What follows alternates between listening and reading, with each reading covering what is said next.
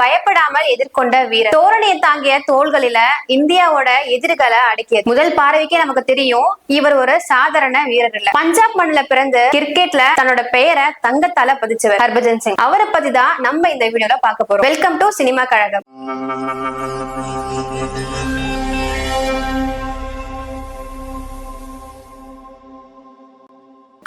1980ஆம் ஆண்டு ஜூலை 3 அன்னைக்கு பஞ்சாப்ல ஜலந்தர் அப்படின்ற ஒரு வில்லேஜ்ல ஒரு ஆண் குழந்தை பிறக்குது. அந்த ஆண் குழந்தைக்கு ஹர்பஜன் சிங் அப்படின்னு அவங்க அம்மா அப்பா பேர் வைக்கிறாங்க. ஹர்பஜன் சிங்கோட அப்பா பேரு சர்தார் சர்தேவ் சிங் பிளாகா. இவர் வந்து ஒரு சின்ன பிசினஸ் வச்சு நடத்திட்டு வந்தாரு. ஹர்பஜன் சிங் கூட பிறந்தவங்க மொத்தம் 5 அக்கா தங்கச்சி. இவர் தான் அவர் வீட்டுல ஒரே ஒரு பையன். ஹர்பஜன் சிங்கோட ஃபேமிலி ரொம்பவே கஷ்டப்படுற ஃபேமிலி. இவர் சின்ன வயசுல இருக்கும்போது என்ன நினைச்சாருன்னா அவர் பெரிய பையனா ஆகி அவரோட அப்பாவோட பிசினஸ டேக் ஓவர் பண்ணி நடத்தணும் அப்படின்னு சொல்லி நினைப்பாரு. அவருடைய அப்பா என்ன சொல்லிருப்பாருன்னா, குடும்பத்தோட சுமை எல்லாத்தையும் நான் பாத்துக்கிறேன், உனக்கு என்ன தோணுதோ, உனக்கு எதுல ஆசை இருக்கோ அதுல மட்டும் நீ கான்சென்ட்ரேட் பண்ணு, அதை நோக்கி மட்டும் நீ போ அப்படின்னு சொல்லி அவங்க அப்பா சொல்லுவாரு. ஹர்பஜன் சிங்கும் ஜலந்தர்ல இருக்கிற பசங்க கூட சேர்ந்து கிரிக்கெட் விளையாட ஆரம்பிக்கிறாரு. ஹர்பஜன் சிங்க்கு கிரிக்கெட் மேல இருந்த ஆர்வத்தை பார்த்தா அவருடைய அப்பா ஒரு கிரிக்கெட் அகாடமில வந்து அவரை சேர்க்கணும் அப்படின்னு சொல்லி நினைப்பாரு. ஆனா அவங்க இருந்த லொக்காலிட்டில எந்த ஒரு கிரிக்கெட் அகாடமியும் இருக்காது. அதனால அவங்க ஊர்ல இருந்து 2 ஊர் தள்ளி இருக்கிற ஒரு கிரிக்கெட் அகாடமில வந்து அவரை சேர்க்கிறாங்க. அதே ஊர்ல அவங்களோட ரிலேட்டிவ் வீட்டுல வந்து தங்கி அவர் பிராக்டிஸுக்கும் போறாரு. ஹர்பஜன் சிங் ரொம்ப செல்லமா வளர்ந்தவர். வீட்டுல ஒரே ஒரு பையன். அப்போ அவருக்கு 9 வயசு தான் ஆகுது. திடீர்னு அவருக்கு என்ன ஆகுதுன்னா வீட்டோட நினைப்பு வருது. அப்ப என்ன பண்றாரு, கிரிக்கெட்டே தேவையில்லை அப்படின்னு அவரோட பெட்டி படிக்கையெல்லாம் கட்டிட்டு வீட்டுக்கு போலாம் அப்படின்னு சொல்லி நினைக்கிறாரு. நினைச்சிட்டு ஆட்டோ ஏறதுக்காக ஒரு ஆட்டோ ஸ்டாண்டுக்கு போறாரு. அங்க ரொம்ப நேரமா நிக்கிறாரு, எந்த ஒரு ஆட்டோவும் வரல. அப்ப அங்க வந்த அவரோட கோச்சான தேவேந்திர அரோரா வந்து அவரை பாத்துட்டாரு. இவர் நிக்கிறத பார்த்து தேவேந்திர அரோரா அவர்கிட்ட போயிட்டு என்னாச்சு அப்படின்னு சொல்லி கேக்குறாரு. அப்போ ஹர்பஜன் சிங் என்ன சொல்றாரு அப்படின்னா, எனக்கு வீட்டோட ஞாபகம் வந்துருச்சு, எனக்கு கிரிக்கெட்டே தேவையில்லை, நான் திரும்பவும் வீட்டுக்கே போறேன் அப்படின்னு சொல்லிடுறாரு. அதுக்கு தேவேந்திர அரோரா என்ன சொல்றாரு அப்படின்னா, உனக்கு இப்போ 9-10 வயசு தான் ஆகுது, இன்னும் ஒரே ஒரு வருஷம் வெயிட் பண்ணிப்பாரு, அதுக்கப்புறம் நீ அச்சீவ் பண்ணல அப்படின்னா அதுக்கப்புறம் நீ என்ன டிசிஷன் வேணா எடுத்துக்கோ அப்படின்னு சொல்லிடுறாரு. ஹர்பஜன் சிங்கும் அவரோட அட்வைஸை கேட்டு மனசு மாறி திரும்பவும் அவரோட ரிலேட்டிவ் வீட்டுக்கு போயிடுறாரு. அன்னில இருந்து ஹர்பஜன் சிங் ரொம்ப கடுமையான பிராக்டிஸ்ல வந்து ஈடுபடுறாரு. ஹர்பஜன் சிங்கோட கோச் வந்து ஒன்னே ஒண்ணுதான் சொல்வாராம், இன்னைக்கு 365 நாள் தான் இருக்கு, இன்னும் 363 நாள் தான் இருக்கு அப்படின்னு ஒவ்வொரு நாளும் அவரை மோட்டிவேட் பண்ணிட்டே வந்திருக்காரு. ஏன் அப்படின்னா அவருக்கு இருந்த டைம் ஒரே வருஷம் தான். அதுக்கப்புறம் ஹர்பஜன் சிங் நிறைய பிராக்டிஸ் பண்றாரு. அவரோட ஒர்க் எத்திக்ஸும் வந்து நிறைய மாற்றம் தெரியுது. இவரோட பிராக்டிஸ் எப்படி இருக்குன்னா, காலையில 5 மணிக்கு எழுந்துப்பாரா, அதுக்கப்புறம் 5:30 இருந்து 8:30 மணி வரைக்கும் பிராக்டிஸ் பண்றாரு. அதுக்கப்புறம் அதே ஊர்ல இருக்கக்கூடிய ஒரு கவர்மெண்ட் ஸ்கூல்ல போயிட்டு படிச்சுட்டு 3 மணிக்கு திரும்பவும் வீட்டுக்கு வந்துருவாராம். வீட்டுக்கு வந்துட்டு 3:30 இருந்து நைட் 6:30 மணி அப்படிலாம் 7:30 மணி, அதாவது எப்போ இருட்டாகுதோ அது வரைக்குமே அவரு பிராக்டிஸ் பண்ணிட்டு இருந்திருக்காரு. ஹர்பஜன் சிங்கோட கோச்சான தேவேந்திர அரோரா என்ன சொல்வாருன்னா, இந்த சின்ன வயசுல எந்த ஒரு பையனும் இவ்வளவு கடுமையான பிராக்டிஸ் பண்ணதில்லை அப்படின்னு சொல்லுவாரு. ஃபர்ஸ்ட் ஹர்பஜன் சிங் வந்து பேட்ஸ்மேனா தான் இருந்திருக்காரு. அதுக்கப்புறம் இவரோட பவுலிங் ஸ்டைல பார்த்து இவரோட கோச்சான தேவேந்திர அரோரா என்ன சொல்வாருன்னா, நீ வந்து ஆஃப் ஸ்பின் பவுலிங்க்கு வந்து கான்சென்ட்ரேட் பண்ண அப்படின்னு சொல்லிடுவாரு. ஆனா ஹர்பஜன் சிங் வந்து இதுல இன்ட்ரெஸ்ட் இருக்காது. ஆனா தன்னோட கோச் சொன்னதுனால அதுக்காக ஒத்துக்கிட்டு ஹாஃப் ஸ்பின் பவுலிங்காக பிராக்டிஸ் பண்ண போறாரு. ஆனா அங்கதான் வந்து அவர் லைஃப்ல வந்து ஒரு டேர்னிங் பாயிண்டே ஆகுது. ஹர்பஜன் சிங்கோட பவுலிங்க வந்து எந்த ஒரு பேட்ஸ்மேனாலையும் ஃபேஸ் பண்ண முடியல. பஞ்சாப் ஃபுல்லாவே ஃபேமஸ் ஆகுறாரு. 1 விக்கெட் 2 விக்கெட் இல்ல, 7 விக்கெட் 8 விக்கெட் அப்படின்னு எடுக்க ஆரம்பிக்கிறாரு. பஞ்சாப்ல இருக்கிற எல்லா மக்களும் திரும்பி பாக்குற அளவுக்கு ஹர்பஜன் சிங் ஃபேமஸ் ஆகுறாரு. இவரோட ஃபர்ஸ்ட் செலக்ஷன் எங்க நடக்குது அப்படின்னா பஞ்சாப்ல அண்டர் 16 டீம்ல செலக்ட் ஆகுறாரு. அப்போ அவருக்கு 15 வயசு 4 மாதம் ஆகுது. அப்பவே அண்டர் 16 டீம்ல செலக்ட் ஆகி அதுல விளையாடவும் செய்யறாரு. ஃபர்ஸ்ட் மேட்ச் ஹரியானாக்கு எதிராக விளையாடுறாரு. அதுல அவர் 12 விக்கெட் எடுக்கிறாரு. ஃபர்ஸ்ட் இன்னிங்ஸ்ல 5 விக்கெட்டும் செகண்ட் இன்னிங்ஸ்ல 7 விக்கெட்டும் எடுக்கிறாரு. மொத்தம் 12 விக்கெட் எடுத்திருக்காரு. செகண்ட் மேட்ச் டெல்லி டீம் கூட விளையாடுறாரு. அதுல வந்து பேட்டிங்ல 50 ரன்னும் விக்கெட் 9 விக்கெட் வந்து எடுத்திருக்காரு. அதுக்கப்புறம் தேர்ட் மேட்ச் வந்து ஹிமாச்சல பிரதேஷ் கூட விளையாடுறாரு. அதுல வந்து 12 விக்கெட்டும் அவர் எடுக்கிறாரு. சோ தொடர்ந்து 3 மேட்ச்ல வந்து மொத்தமா 32 விக்கெட் எடுத்திருப்பாரு. இதனால அவரை சீனியர் டீம்ல வந்து செலக்ட் பண்ணணும் அப்படின்னு சொல்லி நினைப்பாங்க. அப்ப என்ன பண்றாங்கன்னா, இந்தியாவோட அண்டர் 19 டீம்ல வந்து 15 வயசு 9 மாசம் இருக்கும் பொழுது அவர் வந்து செலக்ட் ஆகுறாரு. அப்ப பாத்துக்கோங்க, கிரிக்கெட்டே வேண்டாம் அப்படின்னு நினைச்சு போன ஒரு பையன் திரும்பவும் வந்து 16 வயசுலயே வந்து இந்தியா கிரிக்கெட் டீம்ல செலக்ட் ஆகுறான். அப்போ அவரோட ஒர்க் எத்திக்ஸும் டெடிகேஷனும் எந்த அளவுக்கு இருந்திருக்கும் நீங்களே பாருங்க. ஆனா இதுதான் அவரோட ஹாப்பியஸ்ட் ஃபேஸா அப்படின்னு பார்த்தா கிடையாது. இதுக்கப்புறம் தான் அவருக்கு நிறைய ப்ராப்ளம் வருது. ஓகே, இந்தியன் டீம்ல செலக்ட் ஆகுறாரு, அண்டர் 19 டீம்ல வந்து விளையாடவும் ஆரம்பிக்கிறாரு. இதுலயும் நல்லா பெர்ஃபார்மன்ஸ் பண்றாரு. அதுக்கப்புறம் இவரோட சீனியர் டெபியூ எப்ப ஆகுது அப்படின்னா ராஞ்சி சீசனோட சீனியர் டெபியூ 1997 1998ல வந்து நடக்குது. சோ அதுலயும் நல்லா பெர்ஃபார்மன்ஸ் பண்றாரு. அதுக்கப்புறம் திலீப் டிராஃபிலையும் வந்து அவர் செலக்ட் ஆகுறாரு. ஆனா திலீப் டிராஃபில வந்து கடைசி வரைக்கும் அவரால் கண்டினியூ பண்ண முடியல. ஏன் அப்படின்னா இந்தியாவோட அண்டர் 19 வேர்ல்டு கப்ல ரெப்ரசென்ட் பண்றதுக்காக ஹர்பஜன் சிங் செலக்ட் ஆகுறாரு. அதுலயும் வந்து அவரு நல்லா பெர்ஃபார்மன்ஸ் பண்றாரு. மொத்தமா அதுல 6 மேட்ச் விளையாடுறாரு. 6 மேட்ச்ல 18 விக்கெட்ஸ் எடுக்கிறாரு. ஒரு 16-17 வயசுல ஒரு பையன் இந்த அளவுக்கு இந்தியா டீம்ல செலக்ட் பண்ணி நல்ல பெர்ஃபார்மன்ஸ் கொடுத்திருக்காங்க.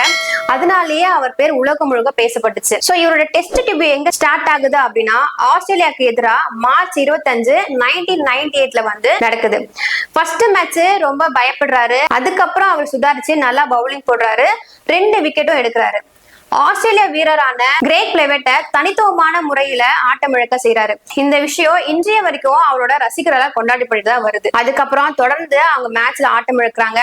ஏன் அப்படின்னா ஆஸ்திரேலியா டீம் தான் அப்போ வந்து ஸ்ட்ராங்கஸ்ட் டீம். அந்த ஏரால ஆஸ்திரேலியா டீம் தான் வந்து ரொம்ப ஸ்ட்ராங்கஸ்ட் டீமா வந்து இருந்திருக்கு. அந்த சமயத்துல ஹர்பஜன் சிங் வந்து பால வந்து எரிஞ்சிருக்காரு அப்படின்னு சொல்லி அவரை டீம்ல இருந்து டிரா பண்ணிடுறாங்க. டீம்ல இருந்து டிரா பண்ணதுனால ஹர்பஜன் சிங் ரொம்பவே அதிர்ச்சி அடைகிறாரு. அதுக்கப்புறம் என்ன பண்றாரு அப்படின்னா திரும்பவும் டொமஸ்டிக் சர்க்கிட்டுக்குள்ள போயிட்டு நிறைய மேட்ச் விளையாண்டு நிறைய விக்கெட்ஸ்கள் வந்து எடுக்க ஆரம்பிக்கிறாரு. அதுக்கப்புறம் அவரோட பவுலிங் ஸ்டைலையும் மாத்திக்கிட்டு நிறைய ஸ்கில்ஸையும் வந்து வளர்த்துக்கிறாரு. அப்பதான் அவருக்கு ஒரு மிக பெரிய ஆப்பர்ச்சுனிட்டியும் வருது. எங்க அப்படின்னா நேஷனல் கிரிக்கெட் அகாடமில இருந்து ஒரு கால் வருது. இந்தியாவிலேயே சூப்பர் ஸ்பின் பவுலர் யாரு அப்படின்னு பாத்தீங்கன்னா அனில் கும்ப்ளே தான். ஆனா அவருக்கு அப்புறம் யாரு அப்படின்னு பார்க்கும்பொழுது கேள்விக்குறியாதான் இருந்துச்சு, யாருமே கிடையாது.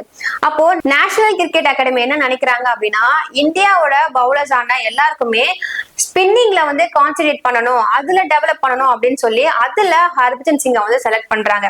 இங்க ஒரு ப்ராப்ளம் நடக்குது. என்ன அப்படின்னா நேஷனல் கிரிக்கெட் அகாடமில வந்து ஒரு ஹாஸ்டல், அந்த ஹாஸ்டல்ல ஒரு ரூல் இருக்கு, யாருமே ஹாஸ்டலை விட்டு வெளியே போக கூடாது அப்படின்ற ஒரு ரூல். இத வந்து மீறி அங்க சாப்பாடு சரியில்லை அப்படின்னு ஹர்பஜன் சிங் வந்து ஹாஸ்டலோட காமன் சுவர் எகிரி குதிச்சு போய் சாப்பிட்டுட்டு வருவாரு. சாப்பிட்டு திரும்ப ஹாஸ்டலுக்கு வரும்பொழுது அவரோட கோச் கிட்ட மாட்டிக்கிறாரு. அப்போ அவரை நேஷனல் கிரிக்கெட் அகாடமில இருந்து விலக்கிடுறாங்க. இதை நினைச்சு ரொம்பவே வருத்தப்படுறாரு. இது தன்னோட தப்பு தான் அப்படின்னு சொல்லி ரொம்பவே நினைச்சு அந்த தப்பை திருத்திக்கணும்னு சொல்லி திரும்பவும் டொமஸ்டிக் சர்க்கிட்குள்ள போயிட்டு நிறைய மேட்ச் விளையாண்டு திரும்பவும் நிறைய விக்கெட்ஸ் எல்லாம் எடுக்கிறாங்க.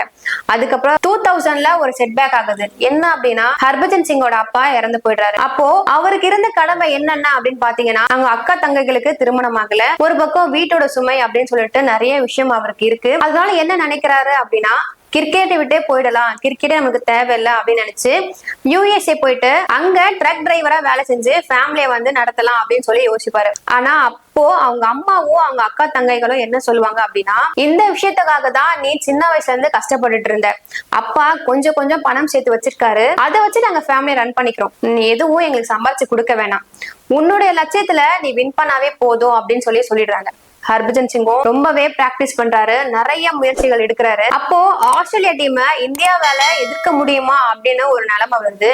ஆனா 2001 அப்போ ஒரு பிரச்சனை வருது. டீமோட லீட் ஸ்பின்னரான அனில் கும்ப்ளேக்கு ஒரு இன்ஜரி ஆகுது. அந்த இன்ஜரியால அவரால் அந்த மேட்ச் விளையாட முடியல. அவரோட பிளேஸை ரீப்ளேஸ் பண்றதுக்காக யோசிக்கும் பொழுது சௌரவ் கங்குலி வந்து ஒரு டிசிஷன் எடுக்கிறாரு. ஒரு பிரஸ் கான்ஃபரன்ஸ் மாதிரி வச்சு அதுல வந்து ஹர்பஜன் சிங்கை வந்து செலக்ட் பண்றதா பேசிக்கிறாங்க. ஹர்பஜன் சிங்கை செலக்டும் செய்யறாங்க. 2001 சீரீஸ்ல நல்லா விளையாடுறாங்க. ஆனா இந்தியா வந்து லாஸ் ஆகிடுது. அதுல ஹர்பஜன் சிங் 4 விக்கெட் எடுத்திருப்பாரு. அதுக்கப்புறம் 2 மேட்ச் விளையாடுறாங்க.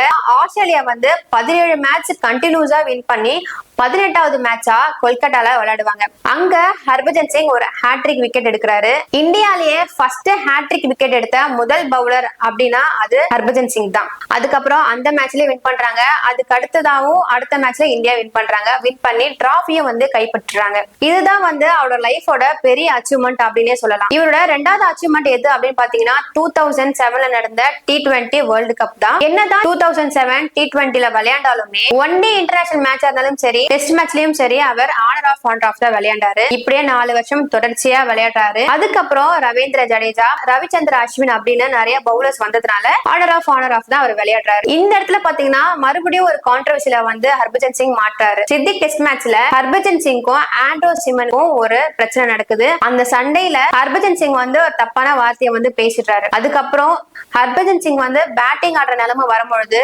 அதுக்கு விளக்கம் கேட்டு கேள்வி எழுப்பியிருப்பாங்க. ஆனா அதுக்கு அவர் என்ன பதில் சொல்லியிருப்பாருன்னா, நான் ரேசிசம் சார்ந்து எதுவும் பேசல, ஆனா தப்பான வார்த்தைகளை பேசிதான் ஒத்துருக்காங்க. ஆனா அதுக்கப்புறம் அவரை 2வது டெஸ்ட் மேட்ச்ல இருந்து நீக்கிடுறாங்க. அதுக்கப்புறம் 2008லயும் திரும்பவும் ஒரு கான்ட்ரவர்சில வந்து மாற்றாரு. ஆன்ஃபீல்ட்ல வந்து ஸ்ரீசாந்தை வந்து அரைஞ்சதுக்காக அவரை ஐபிஎல் இருந்து விலக்கிருப்பாங்க. அதுக்கப்புறம் 2010ல டெஸ்ட் மேட்ச்ல தன்னோட முதல் சதத்தை வந்து அவர் பதிவு செய்யறாரு. தொடர்ந்து 2013 வரைக்கும் இப்படியே அவரோட வாழ்க்கையும் அவரோட கெரியரும் போயிட்டு இருக்கு. 2014க்குள்ளேயே அவருடைய அக்காக்களையும் தங்கைகளுக்கும் திருமணமும் பண்ணி வச்சிருக்காங்க. அதுக்கப்புறம் 2015ஆம் ஆண்டு இவரும் திருமணம் செஞ்சுக்கிறாரு. அதுக்கப்புறம் இவருக்கு ஒரு பெண் குழந்தையும் வந்து பிறக்குது. சர்வதேச போட்டிகள்ல விளையாட வாய்ப்பு கிடைக்காம போனாலும் ஐபிஎல் கிரிக்கெட்ல நல்லாவே விளையாண்டு வேர்ல்டு ஃபேமஸ் ஆகுறாரு. யாரை எதிரே நினைச்சிட்டு இருந்தாரோ அவங்க கூட விளையாடுற ஒரு சிச்சுவேஷனும் அவருக்கு வருது.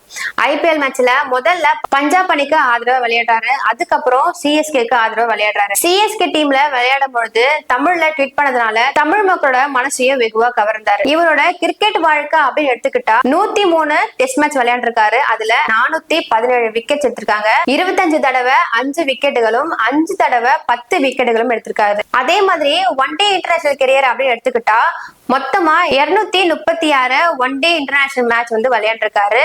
அதுல 266 விக்கெட்ஸும் எடுத்திருக்காரு. 3 தடவை 5 விக்கெட்டுகளும் எடுத்திருக்காரு.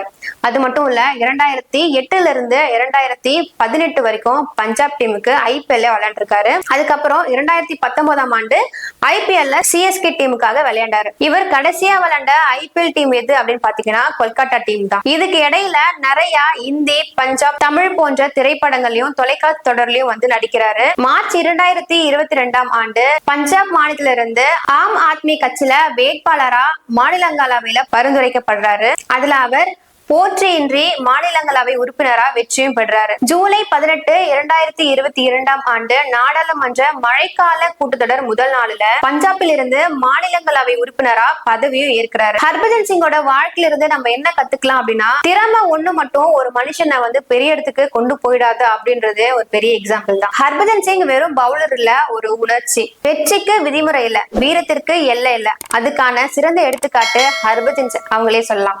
இதே மாதிரி இன்னொரு வீடியோல சந்திக்கிறேன். அதுவரை உங்களிடமிருந்து விடைபெறுவது நான் பிரதீக்ஷா.